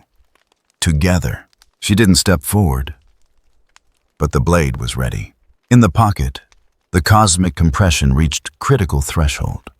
Garou stood at the center of collapsing stellar mass. Its form obscured through the radiation that bent light into impossible spirals. The entity had calculated the equation. Couldn't kill Doomsday permanently. Couldn't let the cycle continue. Couldn't become mindless brute. Solution: break the cage. Change the battlefield. Force new variables into an equation that had no answer within current parameters. Doomsday was 3 meters away when Garou released the accumulated energy, not as weapon, as key. Every vector was chosen. Nothing here was accidental. The gamma-ray burst erupted outward in precisely calculated vectors, not to destroy the creature, but to stress the pocket's dimensional framework at its weakest points. Reality didn't just crack. It shattered. Fractured along lines that had been growing since the first exchange, and the compressed pocket dimension began its catastrophic collapse. The entity that called itself Cosmic Garou had made its choice. Evolution through combat was a dead end. The only way forward was through the exit it had just created. even if that exit led to something worse. The fight had ended. The decision had begun. The pocket dimension collapsed in stages. Not catastrophic detonation, controlled disintegration. The gamma ray burst had fractured the dimensional framework along precise fault lines, and reality peeled apart like layers of rotting fabric. Garou stood at the epicenter, the glow across its form dimming. The entity had achieved its immediate objective, broken the cage, changed the parameters. But the creature remained inside the collapsing space, motionless, observing the decay with that same clinical focus it had applied to Doomsday's evolutionary mechanism. The creature itself lay 30 meters away, gray form showing catastrophic damage from the burst's peripheral effects. Not dead Doomsday's resilience defied easy categorization, but incapacitated, temporarily. The resurrection cycle would begin soon. 18 seconds had become the new baseline, maybe less now. And when it rose again, it would be immune to gamma radiation at stellar collapse levels. At the Watchtower, emergency systems screamed conflicting priorities. Contain the breach. Evacuate endangered zones. Reinforce dimensional barriers. Prepare for combat against two cosmic-level threats now free to act in Prime Earth's reality. Batman's hands moved across tactical overlays with machine efficiency. But his mind tracked a different calculation. The entity wasn't moving, hadn't attacked, hadn't tried to escape through the fractures it had created. It was thinking. Pocket integrity at 12%, so as could be more besides, Cyborg reported. Collapse is controlled but inevitable. We have maybe 90 seconds before full dimensional failure. Superman floated at the transport portal's threshold cape, rippling in winds that existed across multiple reality layers. When it fails, both of them come through. We need Formation Delta maximum containment, minimum engagement time. Agreed? Wonder Woman's sword remained drawn stance ready. Flash, can you evacuate civilian populations from the collapse radius? Already coordinating with local emergency services?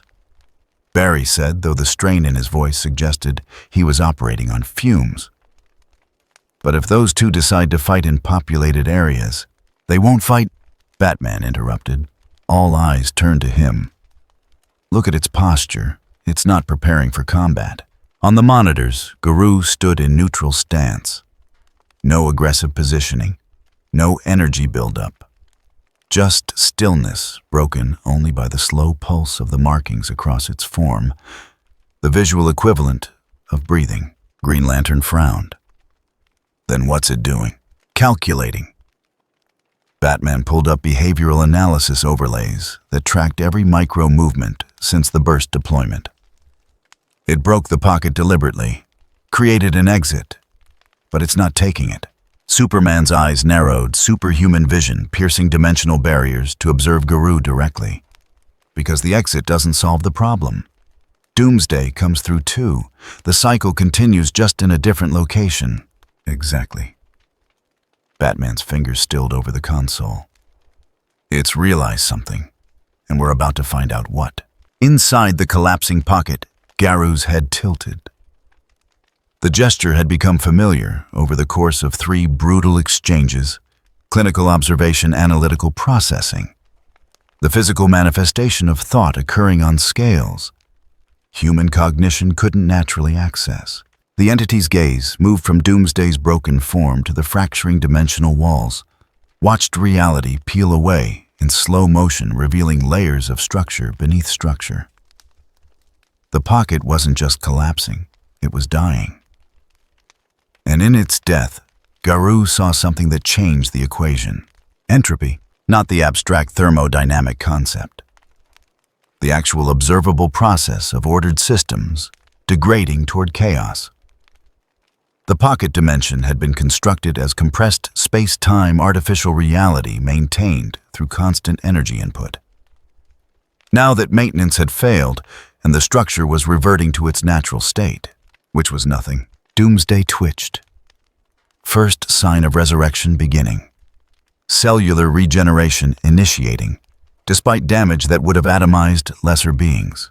The creature's evolutionary mechanism didn't care about severity, only about cataloging what killed it and ensuring immunity next time. Garou watched the process with detached focus. No anger, no frustration, just recognition of pattern repeating. The entity had come to this dimension to deliver a message, to force unity through becoming necessary fear. Had calculated that humanity fractured, divided, tearing itself apart with internal conflicts, needed external threat to cohere around.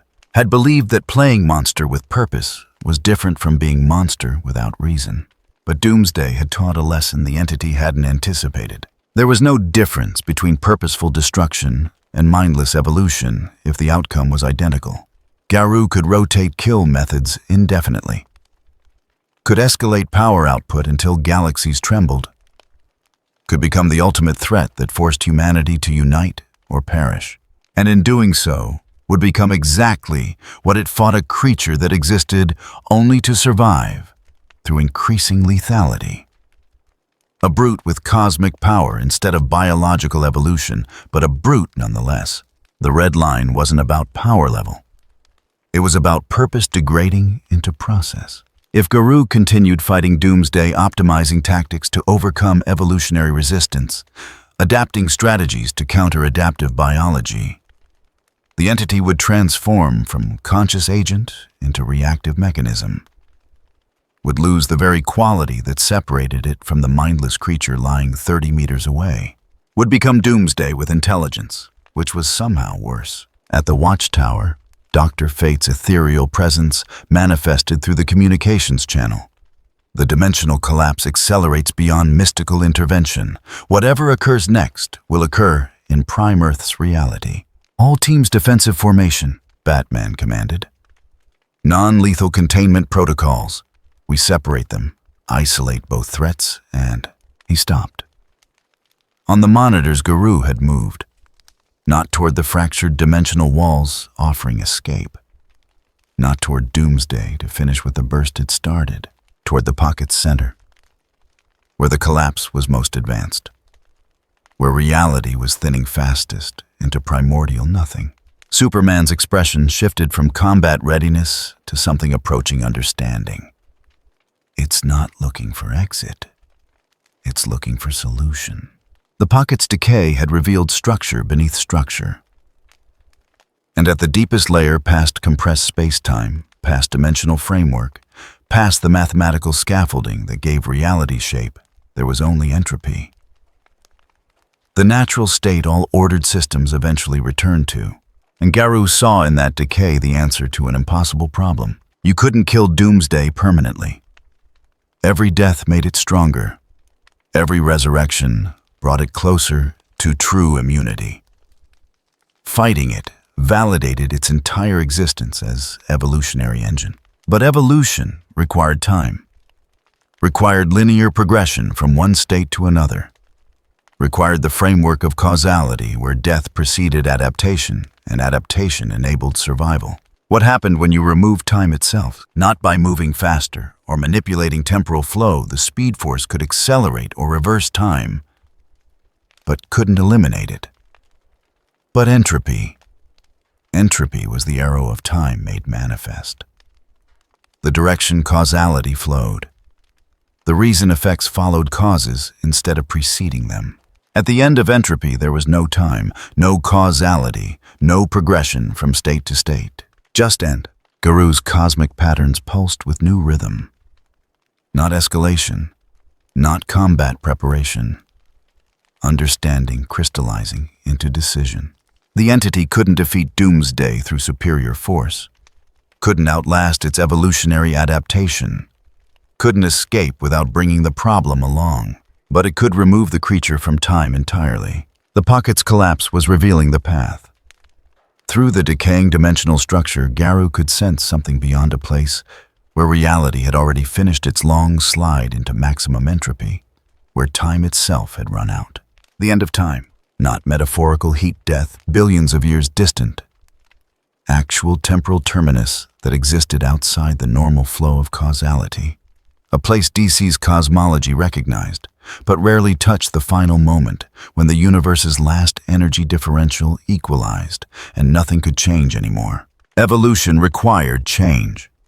Doomsday's entire mechanism depended on progression through states of increasing resistance.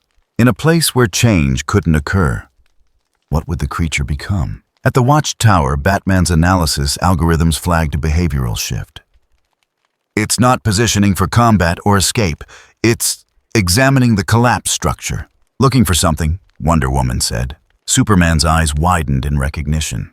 Or somewhere. Doomsday's resurrection completed. The creature surged to its feet, with violent immediacy, gamma-resistant biology already apparent in the way cosmic radiation slid off its evolved skin without effect. It took one step toward Garou and stopped, not from tactical consideration. The creature didn't strategize, but some deep survival instinct refined through countless deaths and resurrections, registered wrongness in the entity's current behavior. Prey didn't stand still while examining decay. Didn't ignore immediate threats to contemplate abstract patterns. Doomsday's primitive awareness couldn't articulate the problem. But biological imperatives screamed warnings about predators that stopped fleeing. Garou's head turned, looked at Doomsday with that clinical gaze one final time. No words. The entity had never spoken to the creature. There was nothing to say to something that couldn't comprehend language. But the look carried weight anyway. Acknowledgement of what Doomsday represented. Respect for evolutionary perfection, even as Garou rejected the path it embodied. Then stellar marks flared bright. Not with gamma radiation or nuclear fission or gravitational manipulation. With something else. Cosmic understanding turned to cosmic action. The entity reached into the collapsing pocket's deepest structure and pulled, not physically, through manipulation of forces that existed before matter, before energy, before the laws that governed their interaction. The pocket's decay accelerated exponentially as Garou channeled its collapse toward specific outcome rather than random dissipation. Reality screamed one final time, and at the heart of the dying dimension, a wound opened.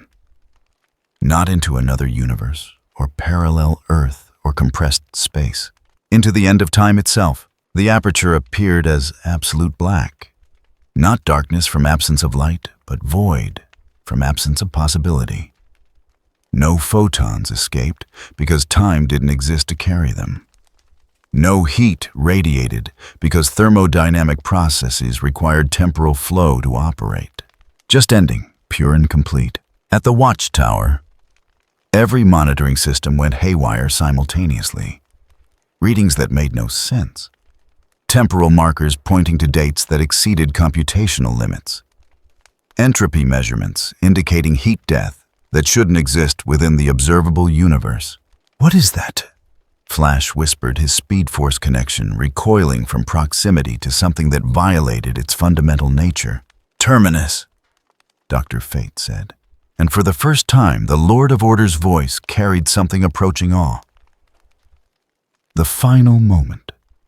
The place beyond which causality cannot progress. Batman's jaw set.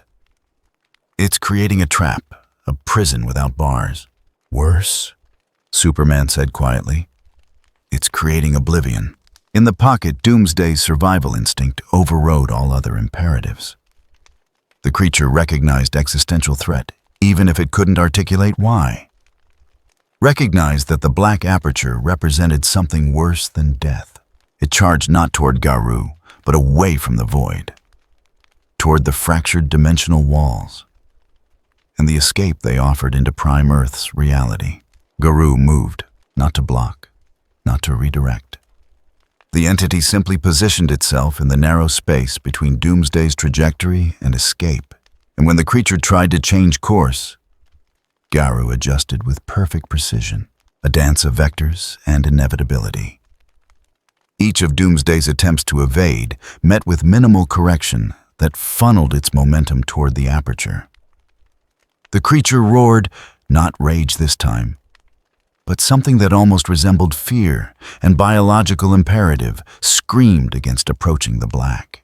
But Garou had calculated every angle, had mapped every possible trajectory, and with geometric perfection that made previous combat seem crude by comparison. The entity herded Doomsday toward the only destination that solved the impossible equation. The creature's final lunge came 3 meters from the void. A desperate attempt to reverse course to escape the trap closing around it. Garou struck. Not to kill, to accelerate. A single palm strike to Doomsday's center mass with just enough force to overcome the creature's resistance. Momentum carried Doomsday forward, into the black, into the end of time. The creature vanished, not died, not teleported. Simply ceased to exist in any moment where observation was possible. And Garou stood at the edge of the aperture, the markings pulsing steadily, watching the black consume the one thing that had forced it to recognize its own limitations. At the watchtower, silence stretched across the command center. Every screen showed the same impossible sight: cosmic entity standing before temporal void, dimensional prison collapsing around it, and no sign of the unkillable monster that had terrorized DC's reality for decades. Did it just...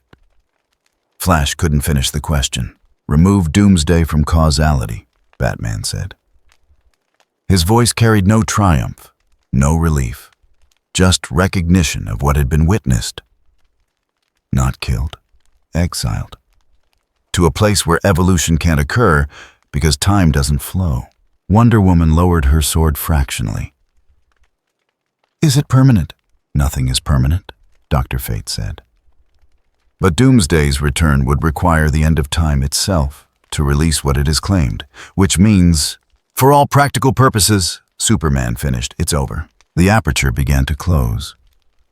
The pocket's collapse reached terminal stage. And through the fragmenting dimensional barriers, Garou turned its gaze upward, toward the watchtower, toward the Justice League who had contained it, studied it, and now watched as it solved a problem they couldn't. The entity's cosmic patterns shifted one final time into that familiar curvature.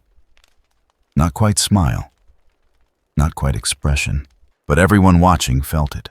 Message delivered, method demonstrated, lesson taught. Then Garou stepped backward into the collapsing pocket, and the dimensional framework completed its final dissolution. The pocket dimension's final collapse didn't announce itself with spectacle. No cascading explosions, no reality-shattering detonation, just the quiet dissolution of structure, returning to void like a held breath, finally released. Garou stood at the center of accelerating entropy stellar aura, maintaining steady rhythm as dimensional barriers peeled away in layers. The aperture to the end of time had closed the moment Doomsday crossed its threshold. No point keeping doors open to places where time didn't exist, but the act of creating it had accelerated the pocket's death beyond any possibility of stabilization. 90 seconds had become 30, maybe less. At the watchtower, Batman's tactical systems tracked the decay with mechanical precision. Numbers descending towards 0. Structural integrity measurements that no longer meant anything because there was no structure left to measure. Pocket collapse reaching terminal phase. Dimensional barriers will fail in 20 seconds. What happens to the entity when they fail? Wonder Woman asked, sword still drawn but lowered fractionally. The immediate threat had passed, but questions remained. Unknown, Superman said. His superhuman vision tracked Garou through fragmenting dimensional walls, watching the entity stand motionless as reality dissolved around it. It hasn't tried to escape, hasn't moved since Doomsday went through. Flash materialized beside them, electricity dimmed to faint crackle. The Speed Force connection had been pushed to breaking point, maintaining temporal locks on a prison that no longer existed. Maybe it's trapped. Bought us a solution to Doomsday, but couldn't save itself. No. Batman's eyes never left the monitors. Look at its posture. That's not resignation. It's waiting. Green Lantern frowned, ring still blazing, as he maintained what little remained of the construct framework. For what? For us to understand, Superman said quietly. The entity's head tilted in that familiar gesture, not looking at the dimensional decay, looking up. Through the fragmenting barriers toward the Watchtower's observation points. Toward the Justice League, who had contained it, fought alongside it in unexpected ways, and witnessed what might have been the strangest resolution to cosmic threat in DC's long history of impossible events. The markings shifted into configuration that suggested question. Not spoken, not transmitted. Just implied through body language that transcended species and dimensional origin. Did they see? Did they understand what had been demonstrated? Superman moved before anyone could stop him. Not to attack. Not to contain. He simply dropped through the transport portal into the collapsing pocket dimension, cape billowing as he materialized 30 meters from where Garou stood. "Superman, what are you?" Batman's voice cut through the comms, but Clark was already speaking. "I know you can understand me," Superman said, hands open at his sides in universal gesture of non-aggression. "Whether you choose to respond doesn't matter. I need to say this." Garou's full attention turned toward him. No hostility. No preparation for violence. Just focus. "You came here to deliver a message," Superman continued. "To force us to unite by becoming the threat we had no choice but to face together. To prove that humanity needs external pressure to overcome internal division." The entity remained motionless, listening. "You were wrong." Superman's voice carried absolute conviction. "Not about our divisions, those are real. Not about our tendency to fracture under pressure instead of coalescing, that's real too. But about what we need." He gestured toward the void where Doomsday had vanished. "You just proved the opposite of your original thesis. You could have killed that creature a dozen different ways. Could have escalated until nothing remained. But you didn't. You found a solution that didn't require destruction. That required thought instead of force." Garou's head tilted fractionally. Energy pulsed with rhythm that might have been curiosity. "You were trying to be the monster we unite against," Superman said. "But what we actually need is what you just demonstrated. Intelligence that knows when to stop fighting. Wisdom that recognizes some problems can't be solved through escalation. The awareness to see the red line before crossing it." The dimensional barriers cracked, fractures spreading like spider webs across reality's surface. 10 seconds remained, maybe less. "You wanted to force us to be better through fear," Superman finished. "But you just showed us how to be better through example. And I think you knew that would happen. I think you calculated it from the beginning." For the first time since entering Earth's dimension, Garou moved in ways that resembled communication rather than combat or analysis. The entity's hand raised, not threatening, not striking, and tapped twice against its own chest where a human heart would be, then pointed at Superman. Same gesture, same implication.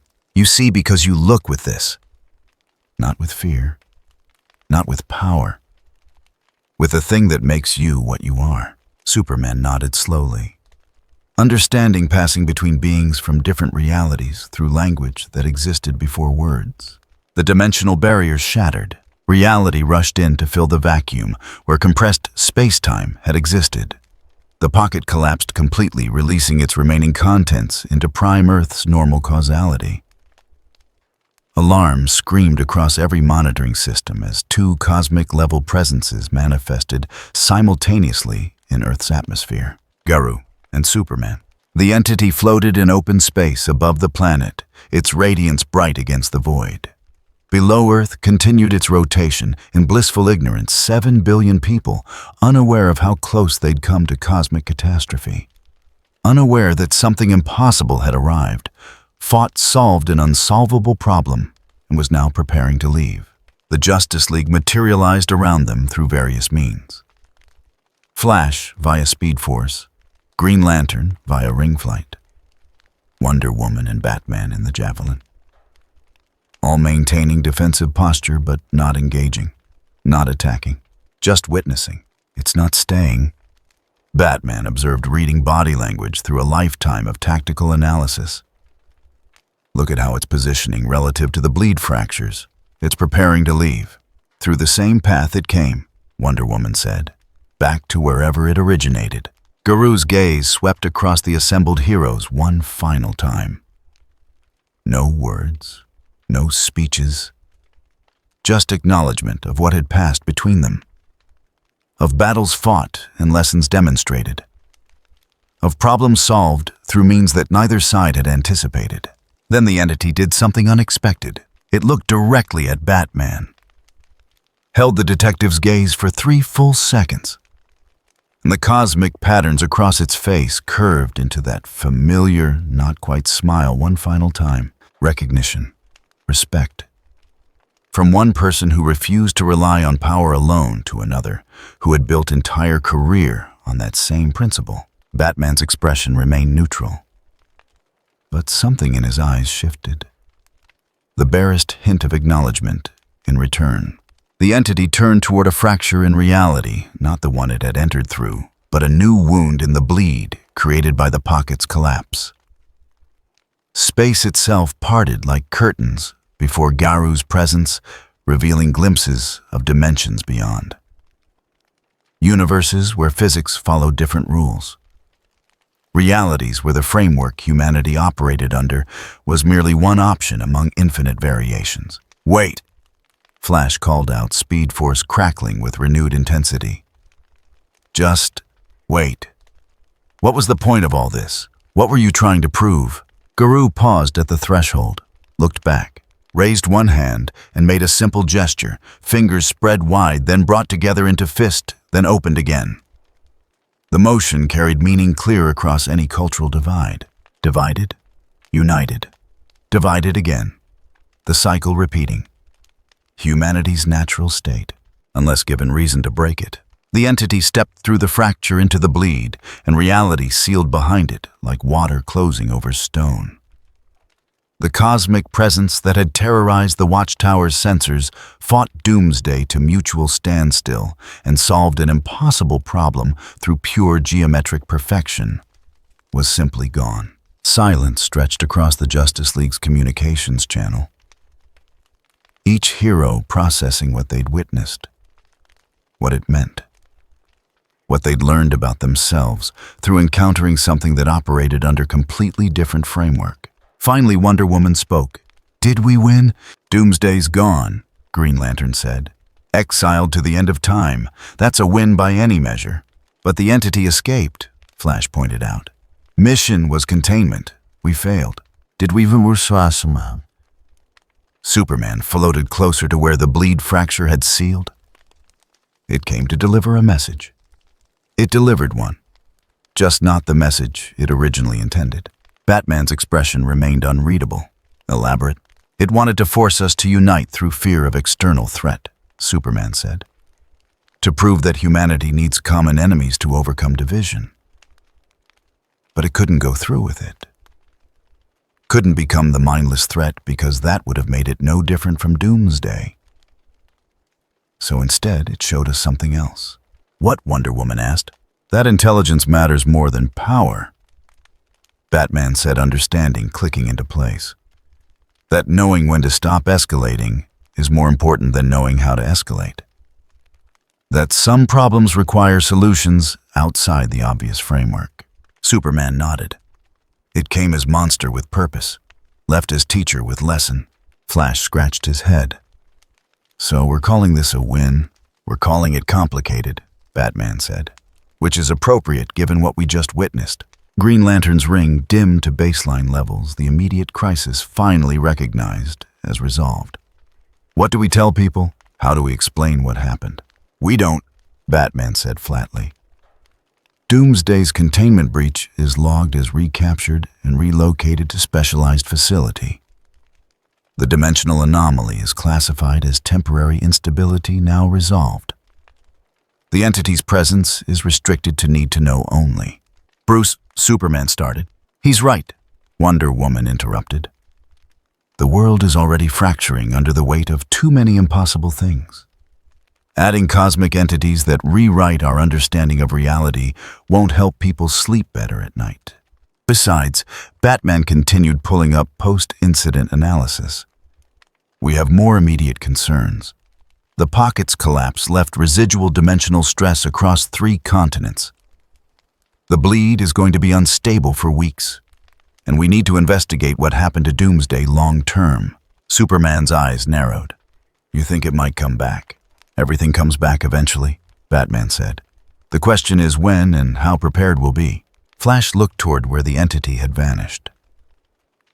Think we'll see it again? The cosmic fighter with the face tattoos. Unknown, Batman said. But if we do, we'll be ready. Will we Wonder Woman's question carried weight beyond tactical preparation. Ready for something that thinks in frameworks we can barely comprehend, that solves problems through geometric perfection instead of overwhelming force. Superman smiled slightly. We'll adapt, same as we always do. The team began dispersal sequence Flash to coordinate civilian aftermath, Green Lantern to reinforce dimensional weak points, Wonder Woman to liaison with international authorities about the unexplained phenomena. But Batman and Superman remained floating in the space where impossible combat had occurred and resolved in ways neither could have predicted. You really think it planned that ending from the beginning? Batman asked. I think it came here expecting one outcome and found another, Superman said. But whether that was calculation or adaptation, does it matter? Always matters, Batman said. Understanding motivation is key to predicting future behavior. Then understand this, Superman said. It saw what fighting Doomsday was turning it into, saw the red line before crossing it, and chose wisdom over victory. That's not calculation, Bruce. That's character.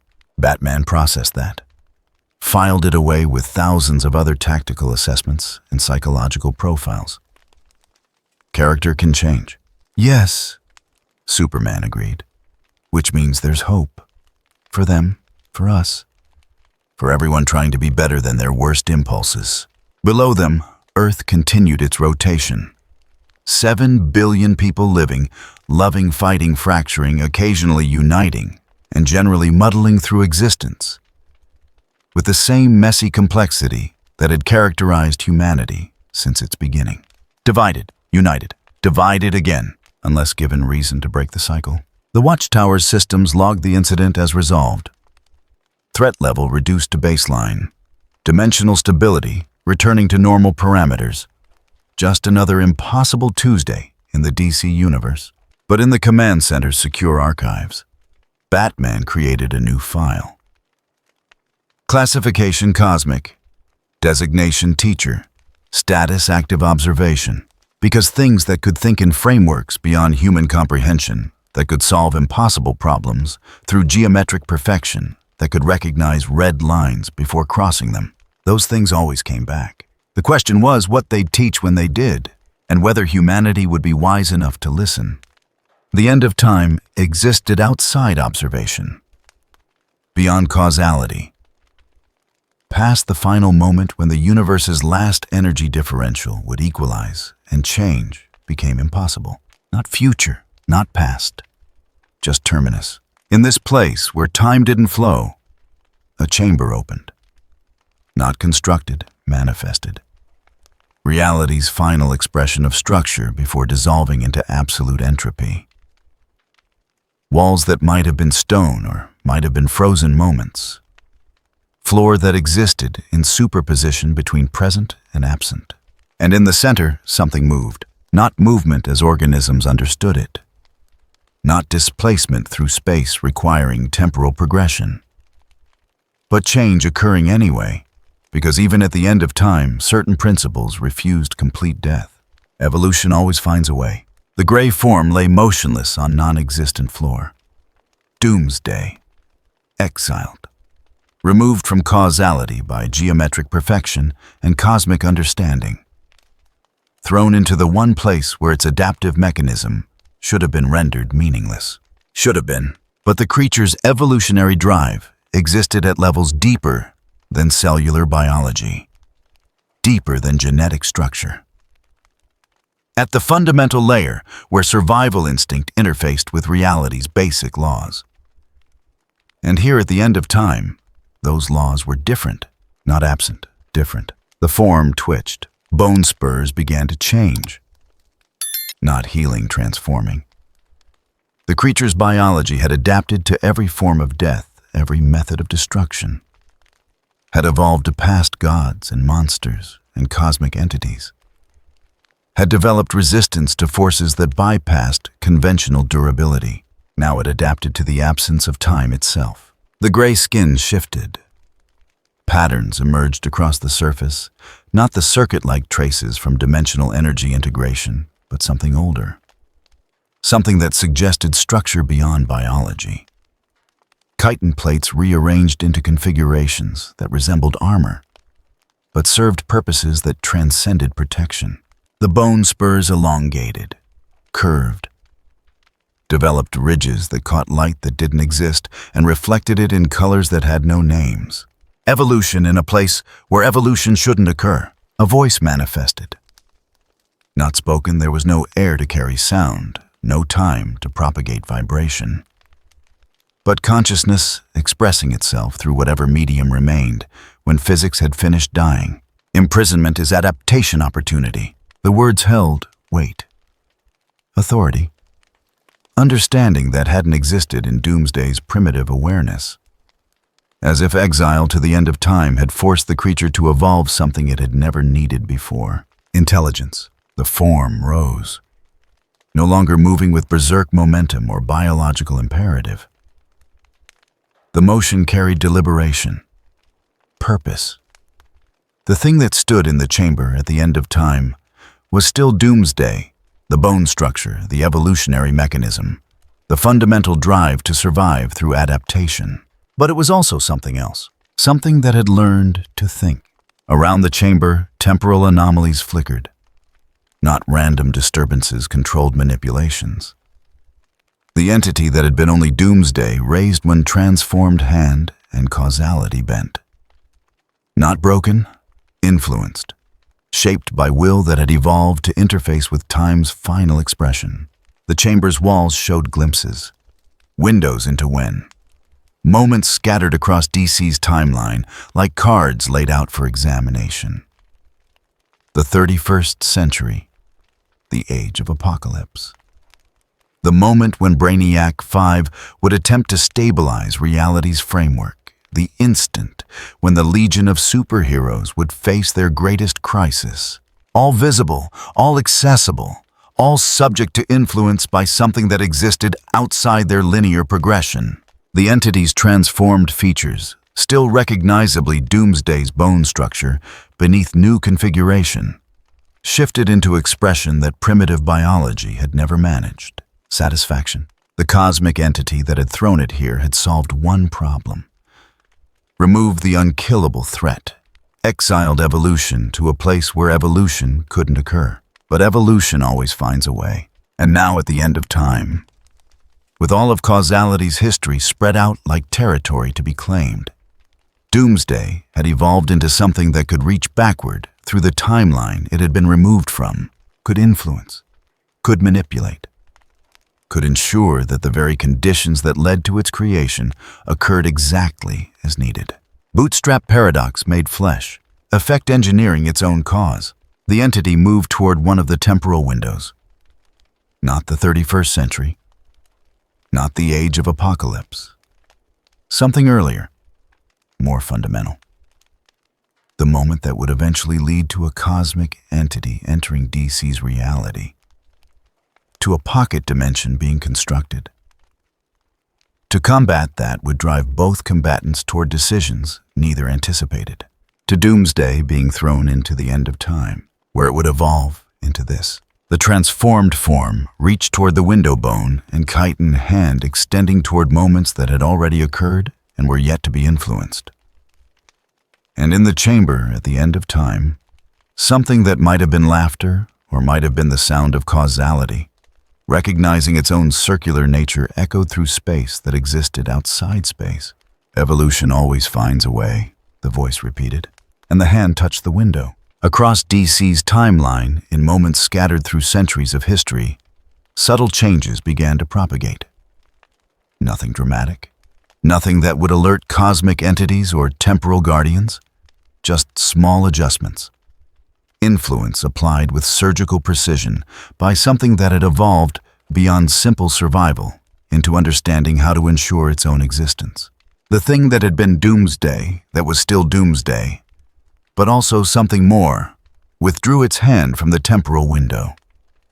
The chamber at the end of time stabilized, and the entity that now possessed both unkillable evolutionary mechanism and intelligence capable of manipulating causality settled into position, waiting, watching, planning across timelines it could now perceive and influence.